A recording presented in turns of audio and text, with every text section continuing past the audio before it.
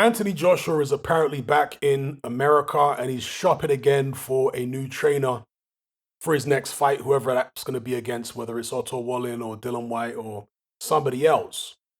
Now, he was pictured recently in Derrick James's gym. I'm not sure if he's been in Derrick James's gym before. He might have been. No, actually, he has. Yeah. No. That was Ronnie Shields' gym because Ronnie Shields trains one of the Charlos and Derrick James trains the other Charlo and Errol Spence. Okay, so maybe this is the first time he's been in Derrick James's gym. If that's not the case, then please enlighten me in the comment section below. In any case, Anthony Joshua said the following about him shopping for trainers again. He said, it sounded like he's shopping for crepes. No, shopping for a boxing coach again. He said, in terms of Robert Garcia, thank you for asking. I respect him a lot. He's a really good man, really good trainer. Will I work with him again? Yeah, I would. But what I've said to Robert and the team as well is that I want to be a free spirit. You know, I locked myself down for 11 years with one coach, and now I just feel like I want to learn as much as possible. Honestly, if you know me closely, which a lot of the viewers probably don't, what it is it's not the trainer, it's about the fighter, what he has up here in his head. He goes on to say, so I feel I'm in a position where I'm able to work with anyone. So yeah, who knows what will happen next year. Those are the words of Anthony Joshua. Now, this kind of almost sounds like when someone has been in a long relationship and they split up and they want to go sleeping around. That's what it sounds like, isn't it? Someone who maybe got into a relationship when they were very young, maybe like 16, 17, and they were with that person for 10 years. And maybe that's the only person they've ever been with intimately. And so when that relationship ends, they want to experience different things and, you know, different people before they decide to settle down again. And it seems that, Anthony Joshua is like that right now with regards to other coaches. Now, I've got no issue. As I said in the beginning, I always wanted him to leave Rob McCracken because I felt like McCracken had taken him as far as he could and that he did need a fresh pair of eyes, a different trainer who could teach him different aspects of the game and so on. But for him to still be searching, for him to still be going around and going to all these different gyms, talking to different people, it gives off the sense that he's lost, that he doesn't really know where he's going, you know? Now, with that being said, you have his rival, longtime rival since the amateurs, Dylan White, doing something similar. But White doesn't go around from gym to gym unsure of who he's going to have as his next coach, you know, for many, many months on end. White seems to decide on his next coach quickly. So early on in his career, he was with Chris Oko. Chris Oko had an accident, and then Dylan White straight away was with Jonathan Banks, right? After the AJ fight, he then hooks up with Mark Tibbs because Jonathan Banks was still with Klitschko and he was all over the world. So it was a quick decision. You know, it was a quick switch from one trainer to the other.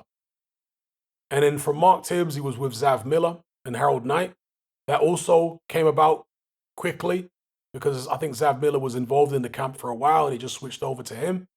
And then after he lost to Tyson Fury, again, quick switch, and he's with Buddy McGirt. You see, so Dylan White seems to know what he wants out of a trainer. He's obviously looked at his game and he's thought, okay, I'm missing in certain areas. I'm lacking in certain areas. I need a trainer who can help plug these gaps. And so he seems to know where to go in order to get what he thinks he needs. Whereas with Anthony Joshua, he doesn't seem to know where to go. And I'll give you another example. Lennox Lewis, when he first turned professional, he was with a guy called John Davenport. And him and John Davenport fell out because John Davenport was apparently very overbearing, kind of like a drill sergeant, a Teddy Atlas type. Lennox Lewis split up with him and he joined, he hired a trainer called Pepe Correa. Now, Pepe Correa was basically a yes man, a cheerleader. for Lennox Lewis rather than being a top trainer. And maybe Lewis, because of his ego at the time, that appealed to him. And it worked quite well for a while, to be fair. It wasn't until the Oliver McCall fight where Lennox Lewis got knocked out that he then, right away, see, remember what I'm talking about here. Understanding what you need and going straight to get it. Lewis got knocked out by McCall, and McCall was trained by Manny Stewart that night. Lewis or his people got right onto the phone, I think less than 2 weeks after the McCall loss, got on the phone to Manny Stewart and said, we want you to train Lennox. Lewis knew, like in his mind, the logical thing to do was, okay, I've just been beat. And I need the trainer who trained McCall to beat me because he knows all my weaknesses.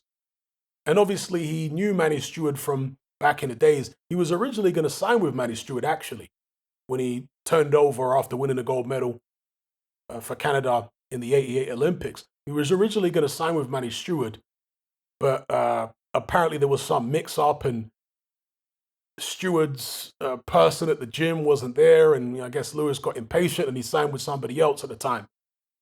But yeah, so he did have some kind of relationship with Manny Stewart prior to that because he used to go to Detroit, because where Lewis lived in Canada isn't that far from Detroit, right, across the Canadian American border. It was only a couple hours drive, apparently. He used to go to Detroit for sparring and stuff like that. So, yeah, when Lewis lost to McCall, it was a quick decision for Lennox Lewis to hire Manny Stewart as a trainer. Well, I'll just pick the guy who trained McCall to beat me. You know, he had a very clear sense of direction and what he needed and who he needed. But again, with Anthony Joshua, there doesn't seem to be that. He just seems to be lost, not knowing what he needs or who he needs, or, you know, it's just not a good look. Now, maybe it's a process he needs to go through. Maybe he'll eventually settle on a trainer. But generally speaking, when fighters are going from one trainer to the other, to the next one, to the next one, it normally doesn't end well. An example being Chad Dawson. He was constantly switching from one trainer to the next over and over again. It didn't seem to work very well. Yeah. Now, some fighters, they switch coaches. I mean, Evander Holyfield had several coaches in his career for various reasons, I guess, and his career worked out well. But for the most part, in my experience over the years, when fighters are moving from one trainer to the next, it's a sign that there's some issue with the fighter. Maybe with Anthony Joshua, there's some issue with him. He thinks he needs to learn this and learn that. And I do think he needs to round out certain aspects of his game. But the biggest issue for Anthony Joshua isn't technical. There are technical issues, but the biggest issue is mental. And so that's why, even though stylistically Roy Jones is very, very different to Anthony Joshua, and I question what Roy Jones could really teach AJ, since AJ's a heavyweight and doesn't have the kind of speed and explosive capabilities of a Roy Jones. From a mental perspective, Roy Jones might be a good guy for Anthony Joshua to have around because of the fact that Roy Jones is such an upbeat, positive, fun, humorous character. You know, maybe he needs someone like that. Maybe someone like that could help him. Maybe it's all too serious. Maybe the boxing industry, the boxing game has ground Anthony Joshua down psychologically, and it's not fun anymore. It's all about money and endorsements, and he's got his promoter coming in, trying to put him in all these fights, make money off him. Sometimes a fighter can reach a stage where they just look around at everyone and it just feels like they're being used,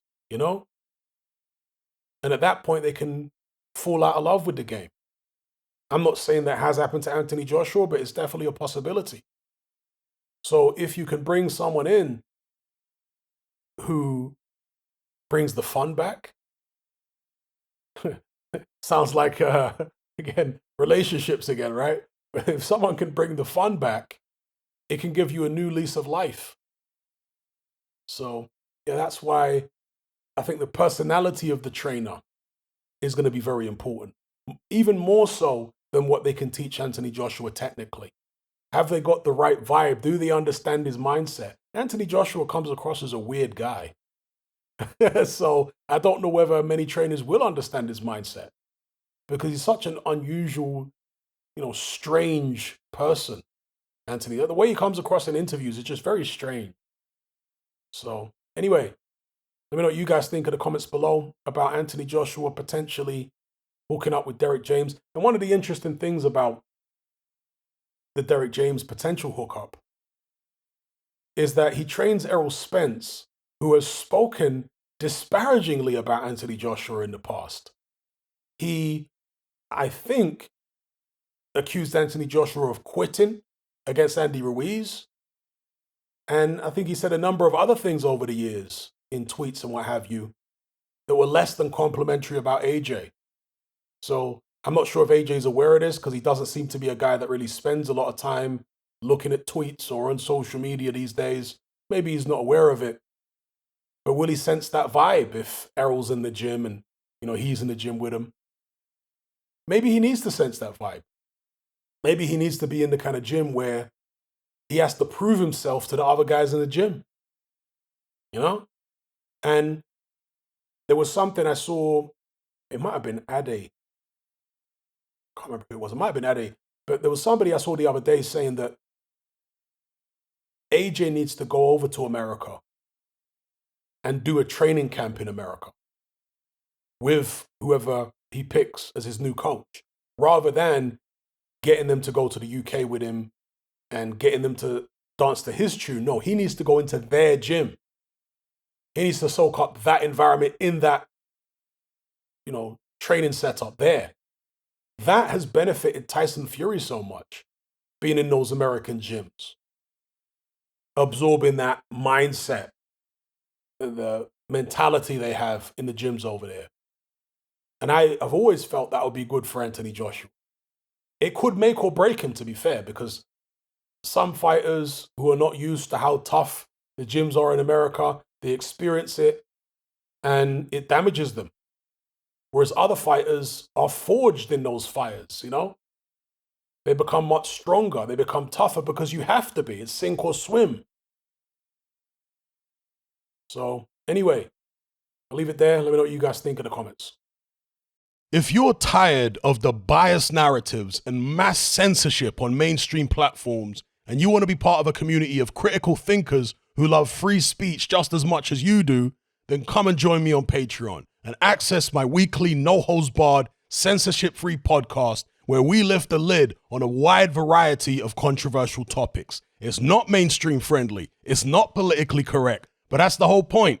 We dare to stand as a beacon of reason against an army of insanity. Just head on over to my Patreon page and select the tier called Hatman Hot Topics. You'll gain access to a minimum of 2 hours of exclusive content every single week, including podcasts, videos, interviews, live stream Q&As, as well as my popular Confessions of a Nightclub Bouncer series. Not to mention a vast back catalog of hundreds of hours of previous episodes. You can listen via the Patreon app with the option to download in high-quality MP3. We've also got an Element group where you can come and chat and hang out with myself and other members. Unlike Discord, it has full end-to-end encryption, it's decentralized, and it's 100% censorship-free. You can also send voice notes as well as much larger audio and video files than you can on Discord. So come and sign up on Patreon. There's no contract, there's no commitment, you can cancel at any time, and it's cheaper than a cup of coffee.